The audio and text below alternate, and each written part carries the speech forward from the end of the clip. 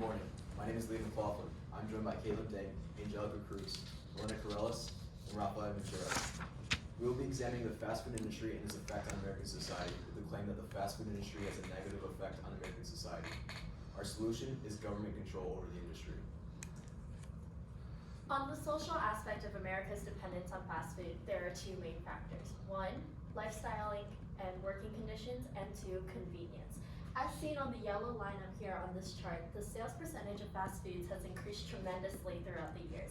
And the reason for that is the lifestyle in which people live in.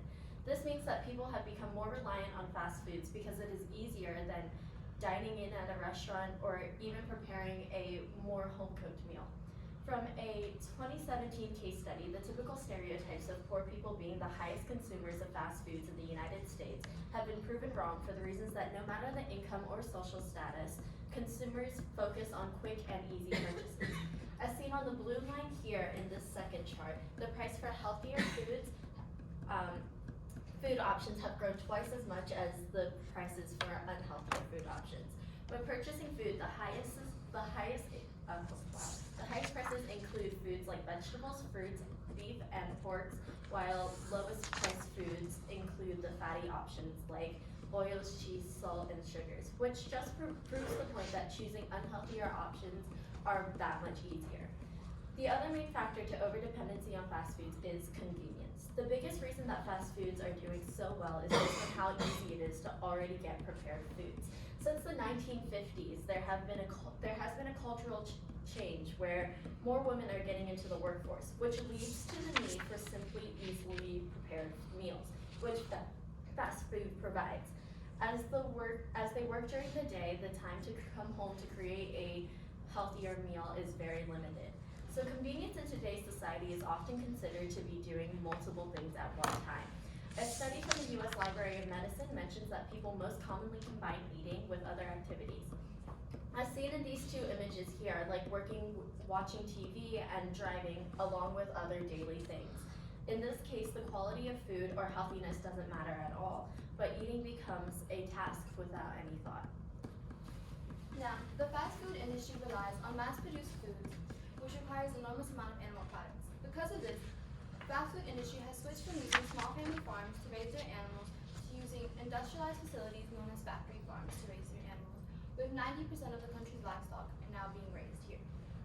This picture here shows the poor conditions in which these animals live in, as hundreds are packed into tight quarters, with this confinement often leading to land, air, and waste pollution, which causes skin and respiratory issues for these animals. Furthermore, the companies are often interfering with the animal's natural life cycle through genetic manipulation. The FDA has approved a number of synthetic growth hormones, such as progesterone, estrogen, and testosterone, which gets the most meat in the shortest period of time for the companies to get the greatest value out of their product. As you can see here from this image from One Green Planet, that shows the difference between chickens from past decades versus chickens today.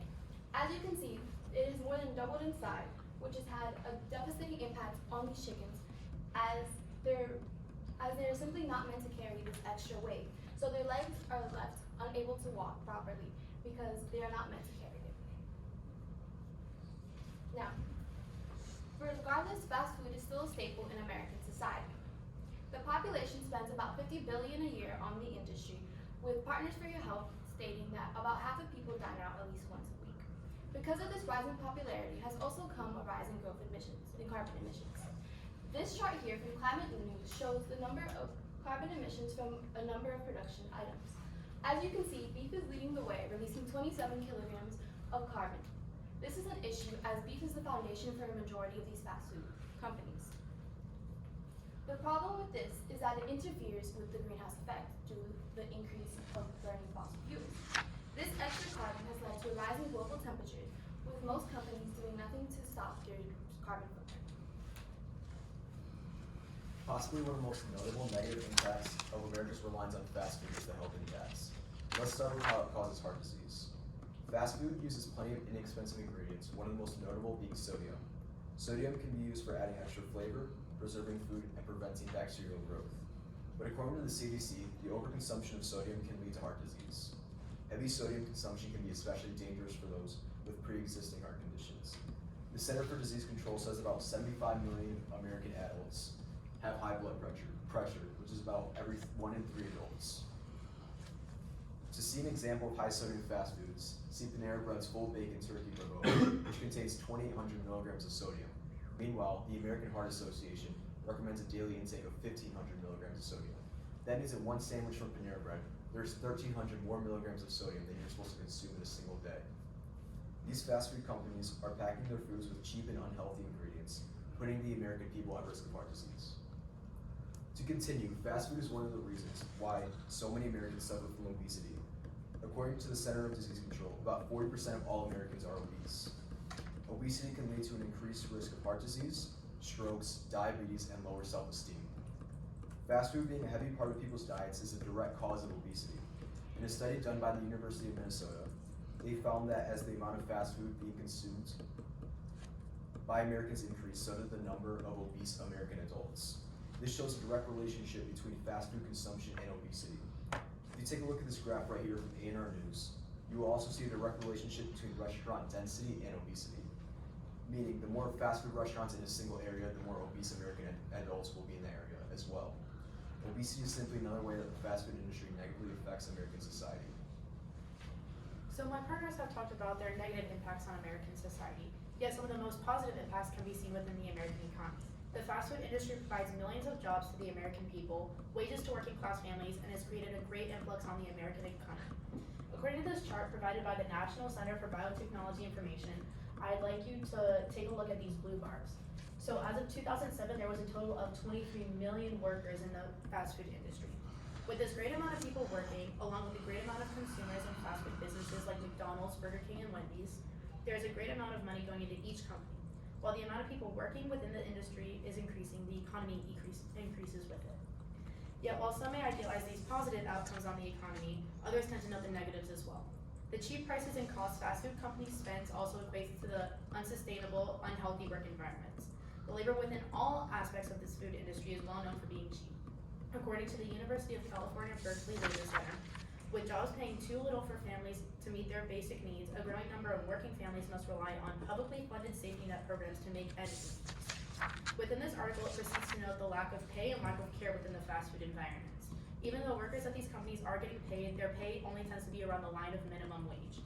Workers at these companies are unlikely able to sustain basic products for themselves and to support their families within the current economic state of America. These low payments caused some social issues like strikes for better pay. One of the most popular strikes, as shown in this picture, is the strike for 15. This strike has been made to make people aware of raising the minimum wage to $15. This has resulted in a few states actually raising the minimum wage, as well as some states currently drafting laws for this. In lower income households, it is common for working hours to be longer than the national average. This is due to lower wages.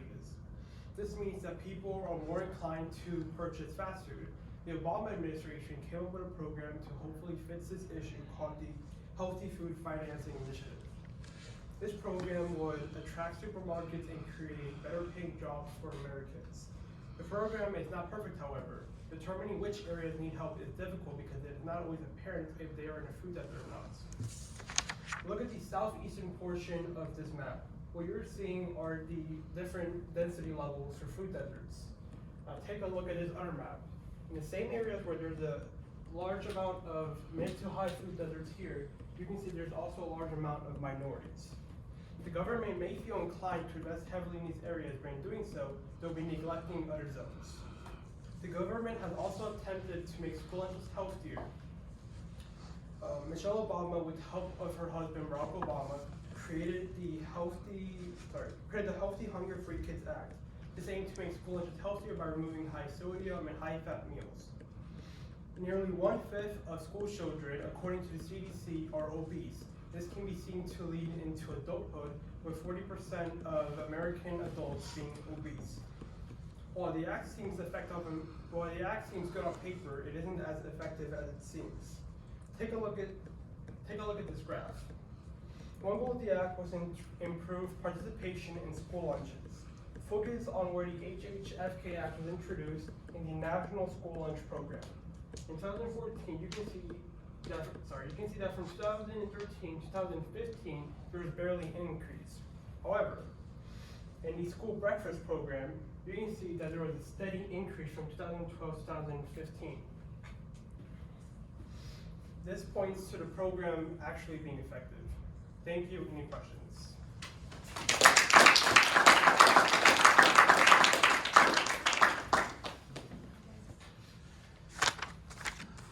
Okay, we'll start over here with Liam. First up, Liam, describe, hold on, I lied to you, 1, 2, 3, 4, 5. Having finished your project, what, if anything, do you consider to be a gap in your team's research that, if addressed, would make you feel more confident about your conclusion? Certainly, especially in our presentation, we could have made more connections between our claims. I feel like that's one thing we could have done better to make our solution seem more reasonable. Thanks. You ready? Yeah. All right. Can you, how did the group decide to include what Liam said in his perspective, lens, conclusion, whatever, something from his paper in the overall presentation? So overall, his lens and perspective was on the health of American people as to in result of eating so much fast food. So our overall topic is about the negative effects of fast food, and his lens in particular was one of the main reasons that we kind of worked around to create that claim. All right, thank you.